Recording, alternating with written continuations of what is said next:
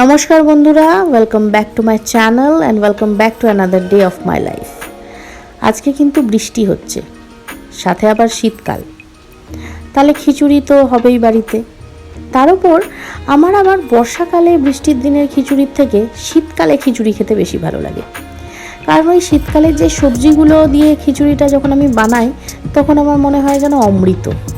শীতকালে সবজির একটা আলাদাই টেস্ট থাকে, আর সেই টেস্টটা যখন খিচুড়ির মধ্যে পাওয়া যায় তখন সেটা আলাদা লেভেলেরই হয়। তো সেই রকমই আজকে সব শীতকালীন সবজি দিয়ে বানাচ্ছি খিচুড়ি। আর তার উপরে শোনেপে সুহাগা কাকে বলে বলুন তো? শীতকালে বৃষ্টি।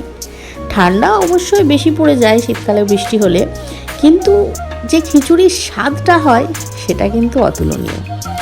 তো আমি খিচুড়ি করব প্রেশার কুকারে, তার জন্য প্রেশার কুকারেই সব রেডি করছি। একটু কিশমিশও দিয়েছিলাম, শীতকালীন সব সবজি, বাদাম, কিশমিশ, তার সাথে একটু আলু ভাজা করেছিলাম। যেহেতু নিরামিষ তাই অমলেটটা করতে পারলাম না, তা না হলে অমলেট হলে একদম জমে যেত। যদিও বা জমে যায়নি সেটা বলবো না, জমে একদম ক্ষীর। আলু ভাজা, গরম গরম ধোঁয়া ওঠা খিচুড়ি, ঘি, আর সাথে পাঁপড় ভাজাও ছিল। আর আজকের লাঞ্চে আমি এটাই করেছিলাম। এই দেখুন খিচুড়ির কালার দেখেই লোভ লাগছে, আমার জিভে জল আসছে, যাকে বলে ভয়েস ওভার দিতে দিতেও। তো এই ছিল আজকের দিন। মেয়ের অ্যানুয়াল এক্সাম ছিল আজকে, ম্যাথ পরীক্ষা দিয়ে নিয়ে এসে বাড়িতে এসে এই শীতকালীন খিচুড়ির আনন্দ উপভোগ করছিলাম। তো আজকের ভিডিওতে এতটুকুই। আশা করি ভিডিওটা আপনাদের ভালো লেগেছে। ভালো লাগলে লাইক করবেন, আমার চ্যানেলটিকে সাবস্ক্রাইব করবেন, আর কমেন্টে আমাকে জানাবেন যে ভিডিওগুলি আপনাদের কেমন লাগছে।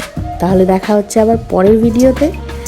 আর হ্যাঁ, আমি খিচুড়িটা এনজয় করি, আর আপনারাও এরকম শীতকালীন সবজি দিয়ে খিচুড়ি অনায়াসেই বানিয়ে নিতে পারেন, যেন অমৃতর মতো লাগবে খেতে। তাহলে দেখা হচ্ছে আবার পরের এপিসোডে। আর একটা কথা তো বলতেই ভুলে গেলাম, যদি আপনারা খিচুড়ি খেতে চান তাহলে আমার বাড়িতে অবশ্যই আপনাদেরকে মোস্ট ওয়েলকাম। অবশ্যই আসবেন, আমি রেঁধে গরম গরম খিচুড়ি আপনাদেরকে খাওয়াবো। Thank you for watching.